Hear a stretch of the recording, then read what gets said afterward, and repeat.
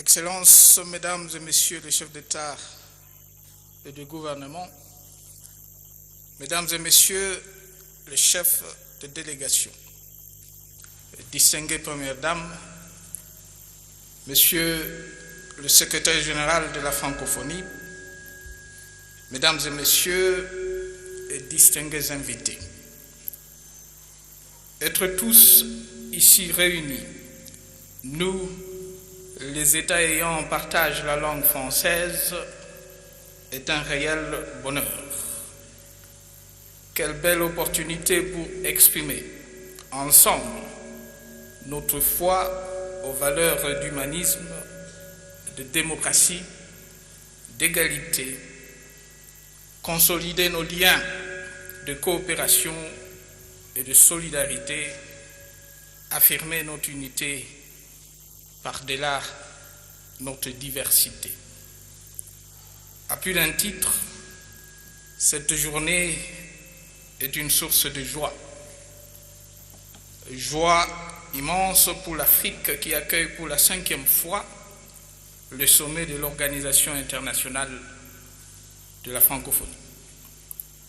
Joie légitime pour la République démocratique du Congo et l'Afrique centrale dans son ensemble, qui, à travers la réunion sur leur terre, pour la première fois, de la plus haute instance de notre organisation, se voit enfin reconnue une place à la dimension de leur importance pour le présent et l'avenir de la famille francophone.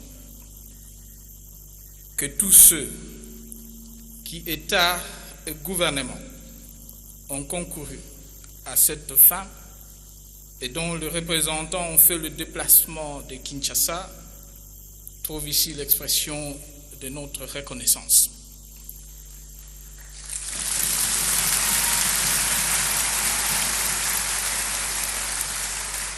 Nous leur disons merci pour leur marque de solidarité et de confiance.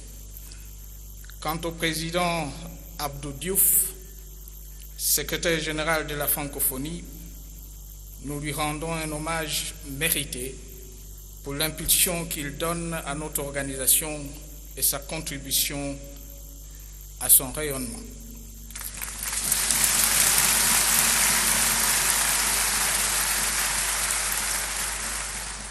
Excellences, Mesdames et Messieurs, c'est depuis 1886, soit plus d'un siècle, que la langue française est pratiquée sur notre territoire national.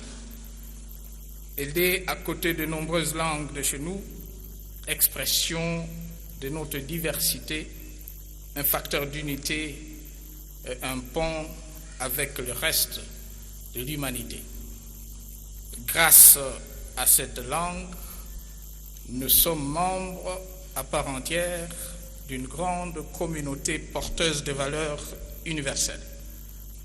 Par-delà la promotion de la langue française et la défense de la diversité culturelle, l'humanisme, la tolérance, l'état de droit et la démocratie sont en effet consubstantiels de la francophonie. En adhérant librement à l'Organisation internationale de la francophonie, dont les principes garantissent l'égalité souveraine des États, la République démocratique du Congo a délibérément pris l'engagement de traduire ces valeurs universelles dans la vie de ses institutions et de ses populations.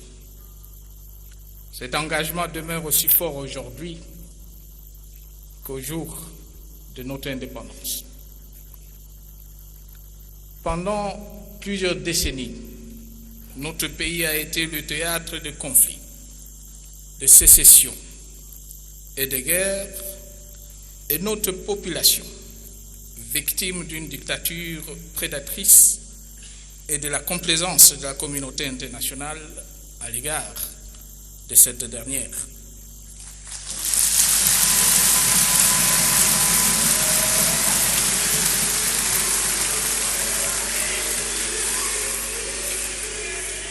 Ce n'est que depuis un peu plus de 10 ans que la République démocratique du Congo s'est engagée dans la voie du rétablissement et de la consolidation de la paix, de la restauration de l'autorité de l'État, de la démocratisation de l'espace politique et de la relance de son économie.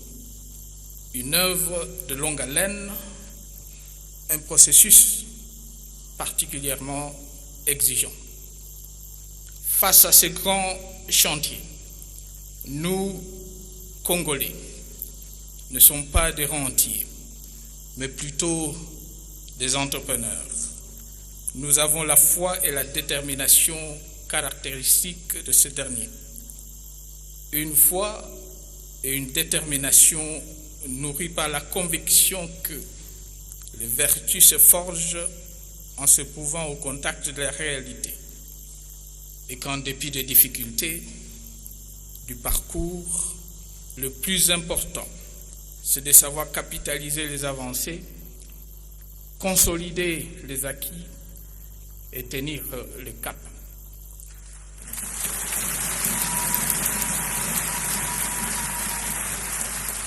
Excellences, Mesdames et Messieurs, pendant que notre peuple se dépense sans compter pour l'amélioration de ses conditions de vie, de forces négatives à la solde des intérêts extérieurs ont, il y a quelques mois, entrepris de déstabiliser notre pays dans la province du Nord Kivu.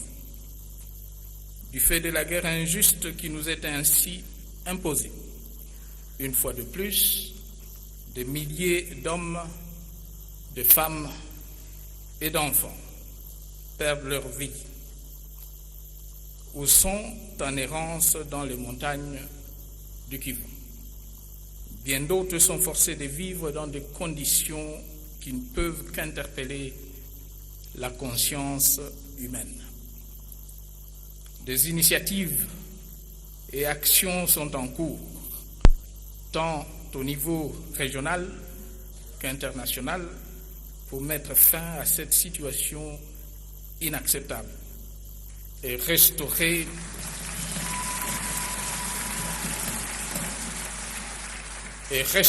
rapidement et de manière durable la paix et la sécurité dans cette partie du territoire national. À cette fin, toutes les options sont sur la table. Options politiques, diplomatiques et options militaires.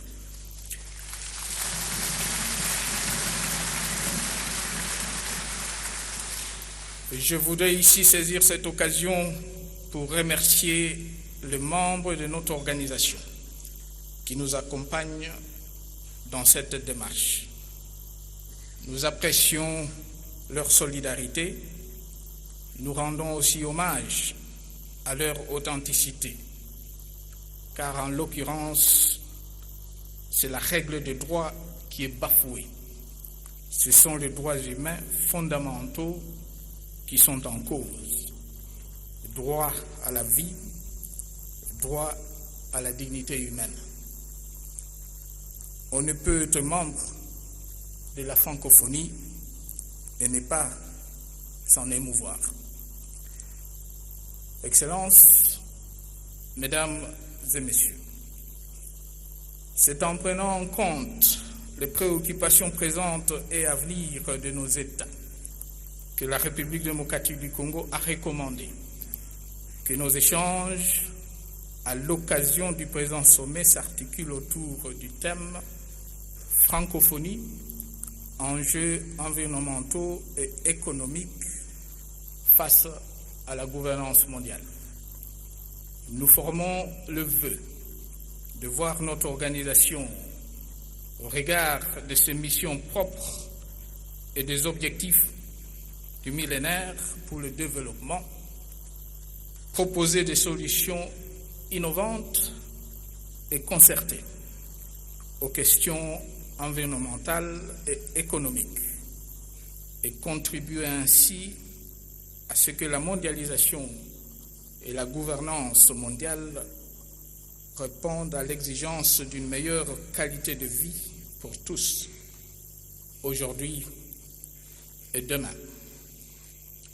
Ensemble, nous disposons des atouts et des moyens pour y concourir.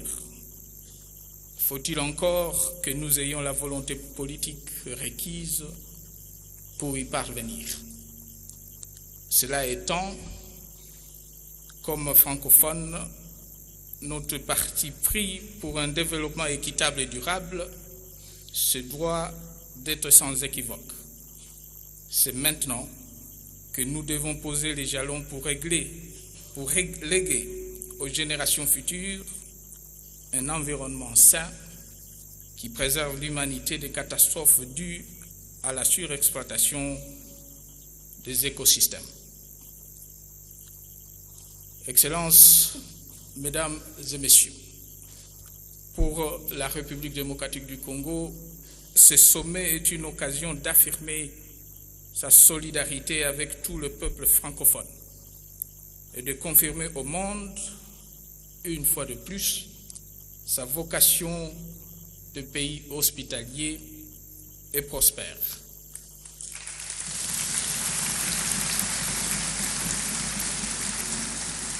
Et sa ferme volonté d'être un État de droit, respectueux des principes de démocratie et de droits et libertés fondamentaux, conformément à la charte de l'Organisation internationale de la francophonie. En espérant que nous passions ensemble des moments d'échange riches et féconds pour le plus grand bien de nos populations respectives, je voudrais terminer en souhaitant à chacun de vous un excellent séjour à Kinshasa. Et je vous remercie.